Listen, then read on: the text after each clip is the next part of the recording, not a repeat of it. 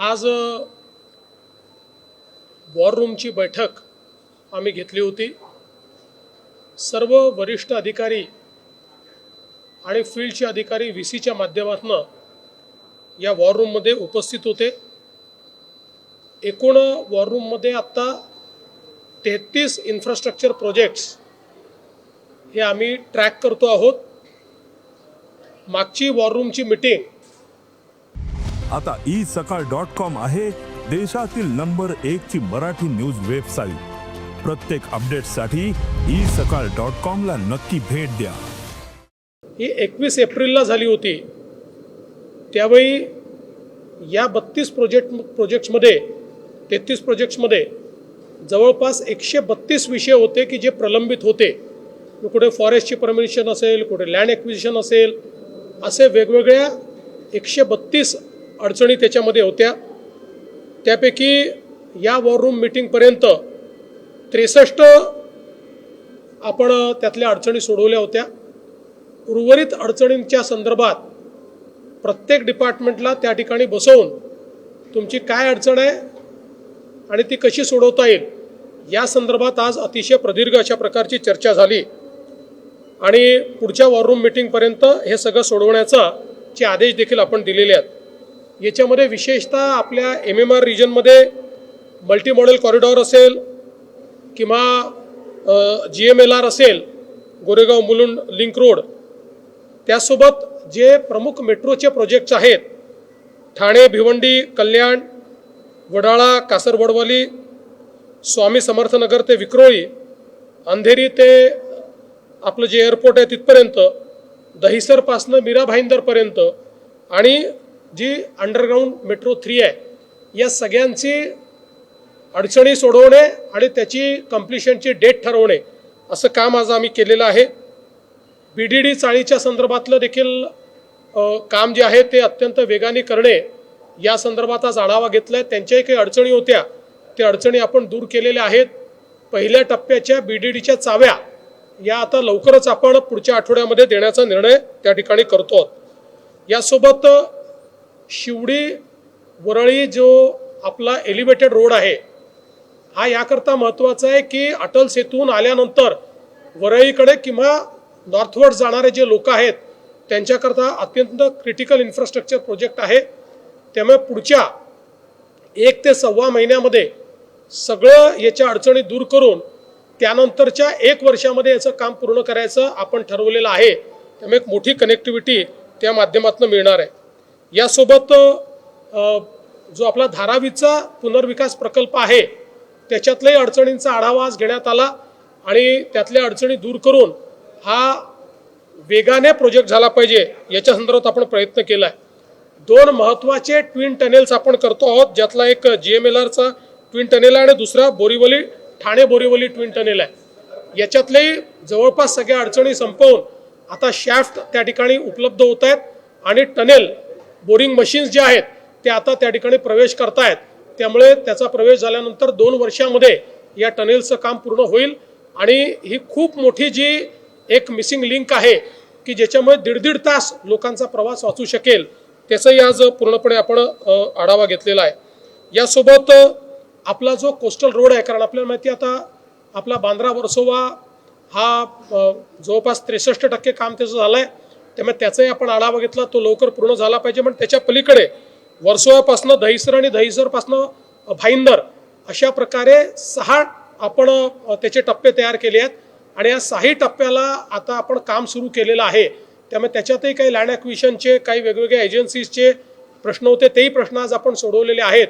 त्यामुळे थेट आपल्याला एक प्रकारे आपल्या वरळी बांद्रा सीलिंगपासनं तर भाईंदर पर्यंत एक लिंक मिळणार आहे आणि त्यामुळे पूर्ण वेस्टर्न एक्सप्रेसवे हा डिकंजेस्ट होणार आहे। तसंच मागाठणे ते गोरेगाव हा DP रोड आहे जो वेस्टर्न एक्सप्रेसवेला पॅरलल चालतो, ज्याच्यामुळे वेस्टर्न एक्सप्रेसवेवरचं मोठ्या प्रमाणात आपल्याला ताण कमी करता येणार आहे। त्याही संदर्भात आज आपण त्यातली अडचणी जी आहेत त्या अडचणी जे आपण मोठ्या प्रमाणात दूर केलेल्या आहेत। याच्यासोबतच गोरेगाव आणि मुलुंडचे फ्लायओव्हर्स आहेत त्याचेही आपण प्रॉब्लेम दूर केलेत। ऑरेंज गेट टनेल म्हणजे आपल्याला माहिती आहे की ईस्टर्न फ्रीवेवरनं उतरल्यानंतर मरीन ड्राईव्ह पर्यंत येण्याकरता जो टनेल आपण बांधतोय त्या संदर्भात काम तर सुरू झालेलं आहे, आता तिथे पूर्णपणे आपण काम चालू केलेलं आहे, पण तरी देखील BPTचं एका जागेचा प्रश्न होता, तो आज आपण सोडवलेला आहे.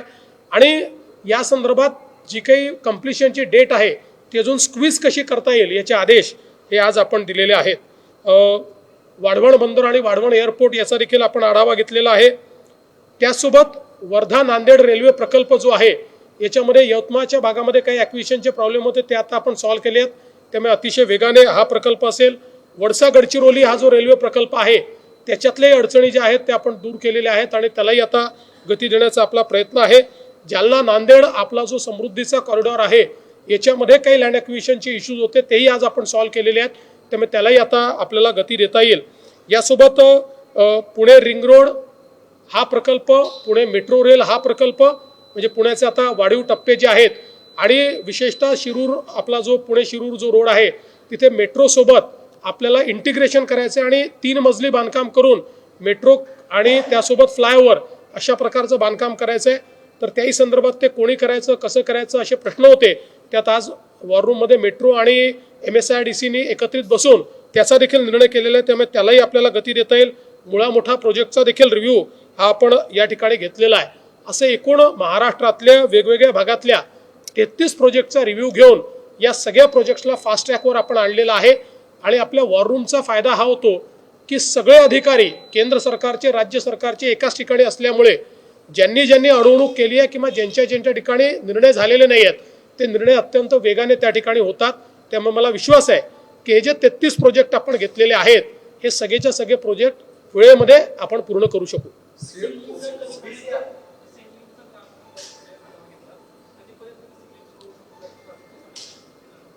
तुम्ही कुठली मिसिंग लिंक म्हणताय? नाही, त्याचं तर आपण डिसेंबरपर्यंत काम पूर्ण करतोय मिसिंग लिंकचं. असं आहे की या निकालाचे 2 अन्वयार्थ आहेत. पहिला अन्वयार्थ की मागच्या काळामध्ये सर्वोच्च न्यायालयाने आपल्याला जी डायरेक्टिव्ह दिली होती की जुन्या OBC आरक्षणाप्रमाणेच या ठिकाणी निवडणुका घ्या, तीच डायरेक्शन आता कन्फर्म झालेली आहे.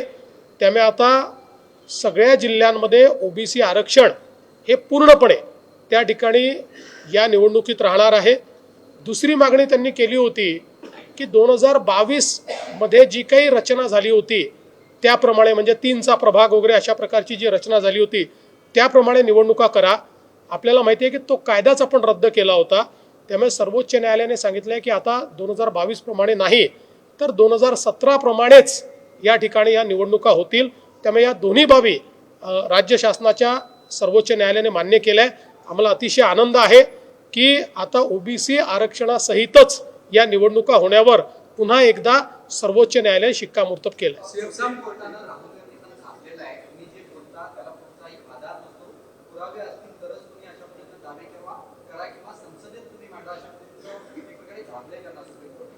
खरं म्हणजे मी सुप्रीम कोर्टाचे आभार मानेन, कारण उच्च पदस्थ लोकांनी अफवा पसरवणं आणि देशहिताविरुद्ध बोलणं हे अतिशय निषेधार्ह आहे.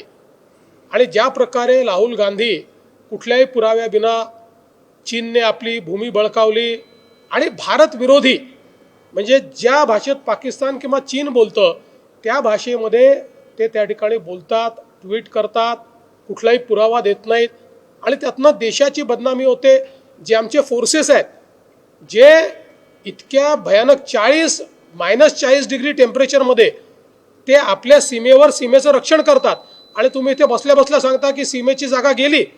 त्यामुळे मला असं वाटतं की सुप्रीम कोर्टाने राहुल गांधींना योग्य सल्ला दिलेला आहे, चांगल्या प्रकारे झापलेला आहे. आता तरी राहुलजी सुधरतील आणि अशा प्रकारचं भारत विरोधी वक्तव्य देणं बंद करतील असा मला विश्वास आहे.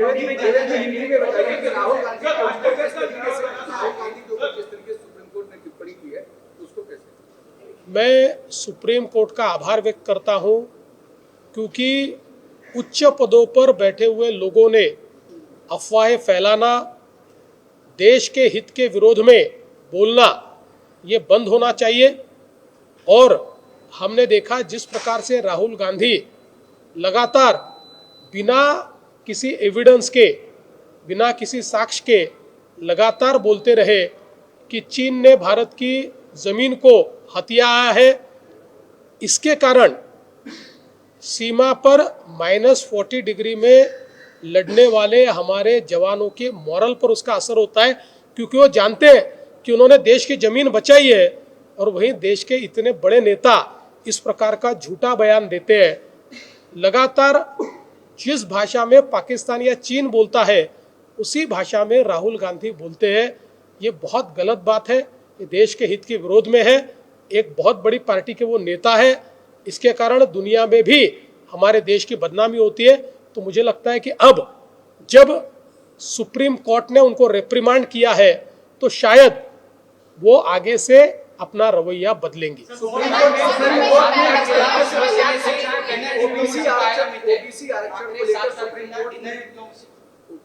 सुप्रीम कोर्ट में आज 2 मसलों के ऊपर लोग गए थे। इसमें एक मसला ये था कि ओबीसी का जो आरक्षण है तो वो रहेगा कि नहीं, एक प्रकार से उसके खिलाफ ही ये लोग गए थे। और दूसरा 2022 के अनुसार आप चुनाव कीजिए, यानी बिना आरक्षण के। और 2022 में जो यहाँ की सरकार थी उस समय की महाविकास आघाड़ी की, उन्होंने जो रचना की थी उस रचना के अनुसार आप कीजिए। ऐसी 2 मांगे उनकी थी। उन मांगों को सुप्रीम कोर्ट ने खारिज किया है, इसलिए ओबीसी रिजर्वेशन के साथ ही चुनाव होगा। और चूंकि 2022 का कानून नई सरकार ने निरस्त किया था, इसलिए नए कानून जो 2017 की रचना के अनुसार है उस हिसाब से ही ये चुनाव होगा।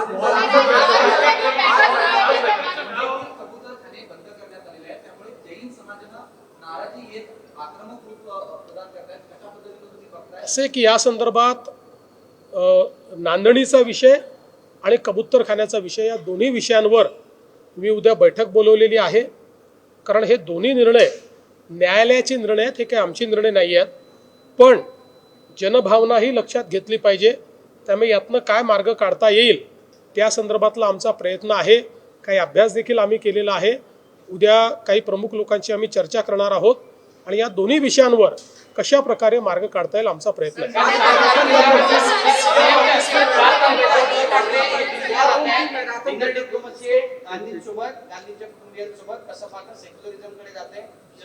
मला असं वाटतं त्यांनी डिनर डिप्लोमसी करावी, मग दुसऱ्या दिवशी ब्रेकफास्ट डिप्लोमसी करावी, मग त्यानंतर लंच डिप्लोमसी करावी।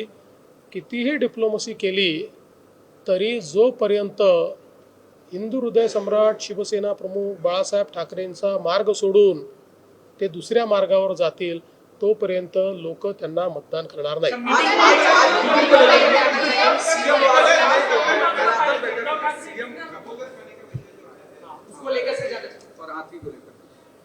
देखिए, कबूतर खाने बंद करने के संदर्भ में माननीय न्यायालय ने, कोर्ट ने ये निर्णय दिया हुआ है, ये सरकार का निर्णय नहीं है। लेकिन जनभावनाओं को देखते हुए हमने कल इसके ऊपर एक मीटिंग बुलाई है। कुछ प्रमुख लोगों से हम वार्तालाप करेंगे और इसमें से जनभावना को संभालते हुए और कोर्ट के डिसीजन के मद्देनज़र हम क्या मार्ग निकाल सकते हैं इसका प्रयास हम करेंगे। उसी प्रकार से जो नांदड़ी मठ में जो एक हाथीन को रखा गया था और उसका जो एक प्रश्न निर्माण हुआ है उस पर भी कल हम बैठक करने वाले हैं। देखिए, हम लोग वॉर रूम के माध्यम से 33 प्रोजेक्ट्स को ट्रैक करते हैं। इन प्रोजेक्ट्स में कुल मिलाकर 133 प्रश्न निर्माण हुए थे। इसके ऊपर हमने एक बैठक की थी अप्रैल 2025 में। इसमें 61 विषयों को हमने सुलझाया था। बचे हुए विषयों के ऊपर आज वापस हमने बैठक की है और उनको भी सुलझाने का हम प्रयास कर रहे हैं। इसमें मुंबई और पुणे के मेट्रो प्रोजेक्ट्स है, इसमें हमारे गढ़चिरौली, यवतमाल, वर्धा, नांदेड़ इसके रेलवे प्रोजेक्ट्स है, इसमें मुंबई के अलग अलग मेट्रो प्रोजेक्ट्स है, इसमें वाढ़वण का जो हमारा पोर्ट है वहाँ पर जो हमको एयरपोर्ट बनाना है इसके विषय है, इसमें हमारे जो एक्सप्रेसवे हम लोग बना रहे हैं उसके विषय, इसमें जो हम अलग अलग प्रकार के टनल्स बना रहे हैं मुंबई में उसके विषय, ये सारे विषयों को फास्ट ट्रैक पर कंप्लीट करने का प्रयास हम कर रहे हैं। परिणय फुके यांनी म्हटलंय की शिवसेनेचा बाप मीच आहे। असं आहे की अलीकडच्या काळामध्ये वाक्य कापून कापून दाखवणं आणि त्याच्यावर दिवस काढणं हे जे आपण सुरू केलेलं आहे हे बंद करा। मला माहिती होतं तुम्ही विचारणार म्हणून मी त्याची पूर्ण माहिती घेतली आणि त्याच्यामध्ये त्यांनी हे सांगितलं की कुठल्याही गोष्टीचं त्या ठिकाणी श्रेय आईला जातं आणि त्याच्यात काही चुकलं तर ते बापावर केलं जातं आणि भंडाऱ्यामध्ये शिवसेनेचे लोक काही झालं की माझ्यावर टाकतात त्याच्यामुळे मी बाप आहे का अशा प्रकारचं। आता ठीक आहे, म्हणजे हे वक्तव्य जर पूर्ण कॉन्टेक्स्टमध्ये बघितलं तसं बोललं पाहिजे नाही बोललं पाहिजे तो त्यांचा विषय आहे, पण पूर्ण कॉन्टेक्स्टमध्ये बघितलं तर शिवसेनेचा मी बाप आहे असा त्याचा अर्थ कुठेही होत नाही। त्यामुळे अर्धवट वाक्य कापायची आणि ती चालवायची बंद केलं पाहिजे।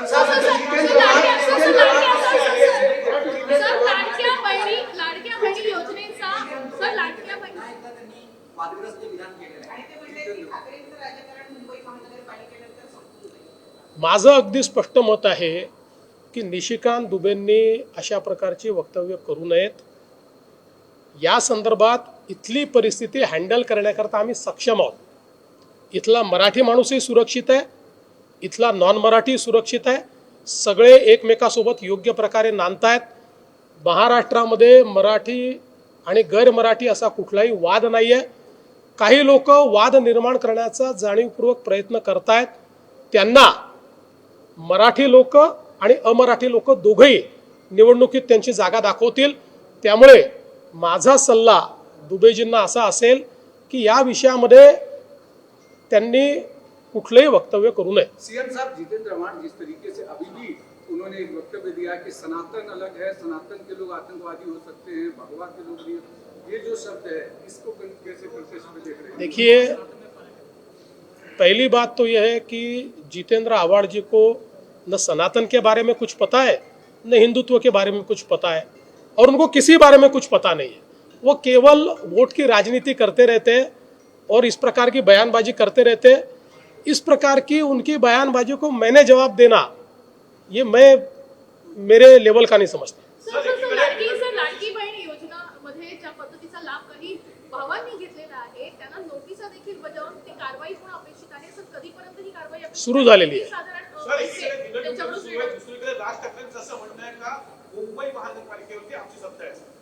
प्रत्येकालाच हे म्हणण्याचा अधिकार आहे। म्हणजे राज ठाकरेच काय, आता मुंबईमधली जी काही छोट्यातली छोटी पार्टी आहे ती हे म्हणू शकते किंवा आमचे आठवले साहेब देखील म्हणतात। अर्थात ते आमच्यासोबत आहेत, पण ते जर वेगळे लढले असते तर त्यांनी हाच क्लेम केला असता की आमचा झेंडा लागणार आहे। आता आमच्यासोबत त्यांचा झेंडा लागणारच आहे आठवले साहेबांचा। त्यामुळे मला असं वाटतं की जो पार्टी चालवतो त्याला म्हणण्याचा अधिकार आहे। थोडं डिनर डिप्लोमसी कोई नाही। हा काय राजकारणात काही होऊ शकतं। काही दिवसांपूर्वी त्यांनी 2 दिवसापूर्वी शेकापच्या मंचावरती दिसले। आता बच्चू कडूंची ही चांगली गोष्ट आहे, सगळ्यांना एकत्रित आणलं तरी काही हरकत नाही आहे। मी तुम्हाला एक गोष्ट या ठिकाणी स्पष्टपणे सांगतो, मुंबईमध्ये कोण सोबत येत आहे कोण सोबत येत नाही या संदर्भात मला काही म्हणायचं नाही। मुंबईच्या लोकांनी आपलं मत बनवलेलं आहे। मुंबईमध्ये महायुतीच मुंबई महानगरपालिकेत निवडून येईल। निशिकांत दुबे बार-बार इस तरीके का बयान दे रहे हैं, कैसे देखते हैं? और देखिए निशिकांत दुबे जी को मैं ये सलाह देना चाहूँगा कि इस विवाद में वो न पड़े, क्योंकि कुछ लोग जानबूझकर ये विवाद करना चाहते हैं और उनके बोलने से उनको विवाद के लिए बल मिलता है। महाराष्ट्र में मराठी और गैर मराठी ऐसा कोई विवाद नहीं है, मुंबई में भी ऐसा कोई विवाद नहीं है। मुंबई में मराठी और गैर मराठी साथ में रहते हैं, 3-3, 4-4, 5-5 पीढ़ियों से साथ में रह रहे हैं। कभी भी इनमें न कोई दुश्मनी हुई है न कोई मारामारी होती है। एक आधी घटना जब होती है तो वो भी भाषा की घटना नहीं होती, वो किसी और की घटना होती है। लेकिन चूंकि चुनाव पास में आ रहा है तो कुछ लोग ये चाहते हैं कि इस प्रकार का भेद महाराष्ट्र में तैयार हो और चुनाव में उनको मदद मिले। ये एक ट्रैप है, इस ट्रैप में आने से वो बचे, ऐसी मैं उनको सलाह देना चाहता हूँ।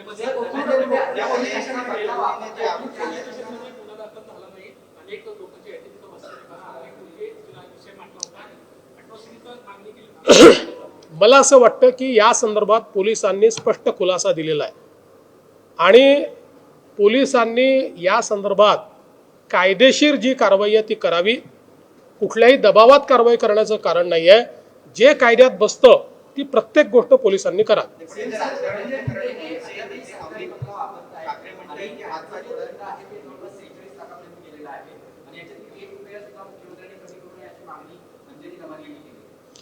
मी अजून किती दंड झाला आहे हे बघितलेलं नाही.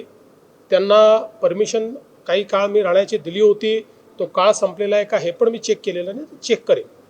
चला. देश विदेशातील प्रत्येक घडामोडींचे लाईव्ह अपडेट मिळवण्यासाठी आता साम टीव्हीच्या सर्व सोशल मीडिया प्लॅटफॉर्मला लाईक, फॉलो आणि सबस्क्राईब करा. तसंच सर्व नोटिफिकेशनसाठी बेल आयकॉन प्रेस करायला विसरू नका.